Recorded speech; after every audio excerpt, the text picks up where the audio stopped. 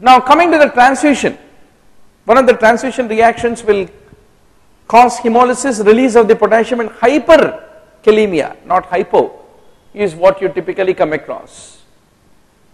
It is the myocardial fiber tension which will decide the myocardial oxygen consumption is what need to be basically remembered. Now doctor, cor pulmonale. Cor pulmonale is the right ventricular failure because of the pulmonary hypertension. You don't find it in MS. In MS what you have is a pulmonary venous hypertension. Pulmonary venous hypertension predominantly, of course later on pulmonary arterial hypertension will also be there, but not a, it is the lung is not there. If the lung is the underlying cause of an right ventricular failure with pulmonary hypertension, then you call it as cor pulmonale. Now Dr. Dressler's. Dressler is the typical autoimmune feature after 3 weeks after MI which you come across.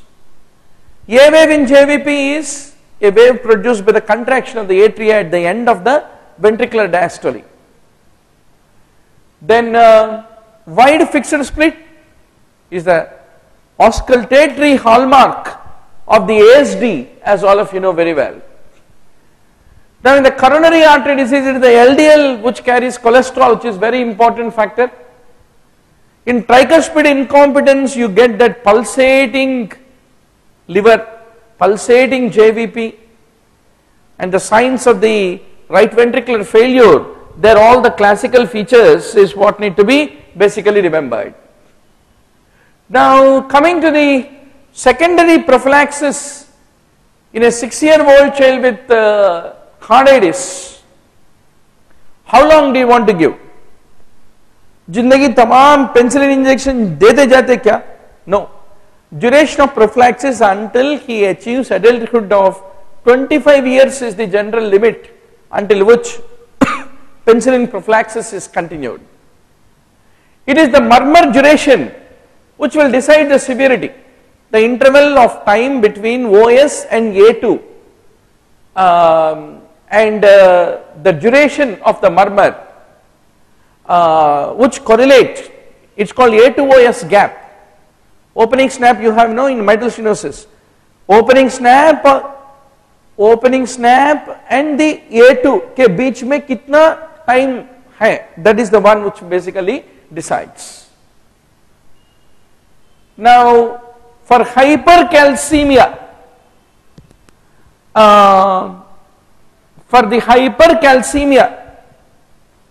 what is the first line of treatment which you want to give? You need to, oh, I think I told the answer, I thought it is a question, okay. But anyway, who will give me the correct answer? That's right, fluids. Ritika rightly answers. IV hydration and loop diuretics are the ones which need to be given in the management of first line of treatment of hypercalcemia. Saline and hydration are the buzzwords that need to be remembered. Other than MI, what are the other causes which can lead to the elevation of the ST segment, doctor? Even pericarditis and pringemental angina, vasospasm can lead to the development of the ST segment elevation is what need to be remembered. But how do you recognize acute pericarditis associated ST elevation? It is concave upwards and without any reciprocal ST depression.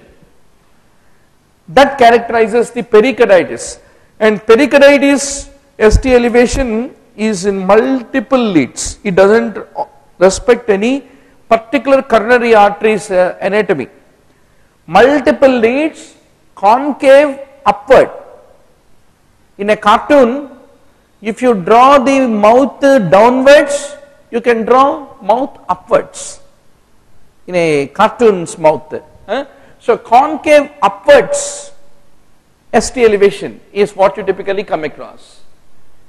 Then continuous murmur, PDA, AV fistulas, coarctation of aorta, they are the important things that need to be basically remembered. Swan-Ganz catheter, what does it basically calculate? It calculates the LV, I mean left atrial pressure, hence pulmonary capillary wedge pressure is the one which is calculated by the Swan-Ganz catheter. All of them, orthostatic hypotension, tardive dyskinesia, Parkinsonism, all of them are the complications of using an antipsychotic agent. In Korsakoff psychosis, it is a thiamine deficiency, as all of you know very well. Today's paper is, it doesn't need discussion. It's like a cakewalk. These are all the standard parrot-like questions most of you might have answered. Definitely 210 plus would have been your score, 220 plus out of 240. But tomorrow's exam, even actual exam, is going to be more or less the same. Let me reassure you, doctor. Coming to alcohol withdrawal, that lead to development of delirium tremens classically. Albinism. I know what is the common wrong answer by students. Probably option D would have been answered wrongly. But we should remember, albinism is also treated to be one of the important risk factors for the development of the squamous cell carcinoma of the skin, is what need to be basically remembered. Where do we use PUVA therapy? Vitiligo. Vitiligo is the one which need to be fundamentally remembered, where we can be able to use the PUVA therapy. Okay, doc, tell me which RTA you find rickets very commonly? Rickets is the problem in which type of RTA is my question to all of you. Did we give psoriasis in the earlier question as proposed? Yeah, I think psoriasis must be changed because we use it even in the case of the psoriasis, also the PUVA therapy. Huh? What is that called as Ingram regime, Gokerman's regime, all those things in psoriasis we should not forget. Okay, doc. Who will give me the correct answer? That's right, proximal RTA. Proximal RTA, you should remember rickets. Distal RTA, you should remember nephrolithiasis. Type 4 RTA, you should remember only one which produces hyperkalemia. They are all the important buzzwords. Adapalene is the latest retinoid drug which is used in the management of the acne, which is a true isomorphic phenomena. Isomorphic phenomena का मतलब क्या है? Cobner's phenomena. If you apply pressure, there a new lesion will come. If there is a true isomorphic phenomena, there must be some pseudo isomorphic phenomena ना? कहाँ आएगा वो? Pseudo isomorphic phenomena is when Cobner's phenomena is seen, is caused by infectious diseases. You call pseudo isomorphic phenomena. Molluscum contagiosum, warts, Behçet's, Pyoderma gangrenosum. In all these scenarios, you come across pseudo isomorphic phenomena, which is Kobner because of infections. Now, doctor, with regard to the burns patients, how much surface area burns you want to resuscitate? If it is children, 10% total body surface area is enough. You must start IV fluid resuscitation. In adults, more than 15% is important for starting the fluid resuscitation. And always, what is the preferred fluid, doctor? Lactated ringer. Rule of 9, perineum involvement is 1%. Then what do you mean by third degree burn, doctor?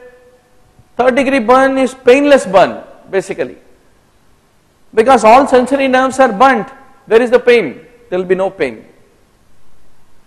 Then it takes 3 weeks for the reepithelialization to occur in case of the second degree burns is what need to be remembered.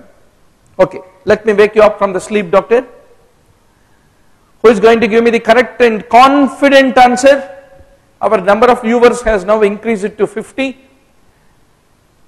Waxy casts in urine sediment along with Maltese crosses. In which condition do you come across? Babesia? Sir, I am talking about Maltese cross not inside the RBC. In the urine sample, pyelonephritis is a good guess, wrong answer.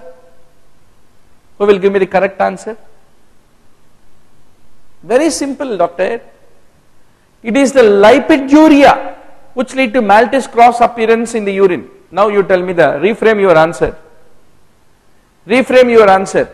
Diabetes can be responsible for that condition. What is that? That's right. Vizag rightly responds. Nephrotic syndrome. Waxy sediments is what you basically have in the urine sediment. Along with the Maltese crosses is what you have to basically remember. Now with regard to the second degree burns. Second degree burns are painful. Who said they are painless? Third degree are painless. In the burns management, it is the ringer lactate which is preferable for the resuscitation in the first 24 hours is what need to be remembered. But in the children who are less than 20 kgs, you can add 5% dextrose also as a maintenance fluid, especially for the children less than 20 kgs is what need to be remembered. In TPN, you have hypertriglyceridemia, not hypo. Buerger's is one of the important causes of the superficial thrombophlebitis, thromboangiitis obliterans, factor V Leiden deficiency, abdominal cancers like pancreatic cancer with Proteus syndrome. They're all the causes of the superficial thrombophlebitis is what need to be basically remembered. Coming to the Virchow triad, hypercoagulability,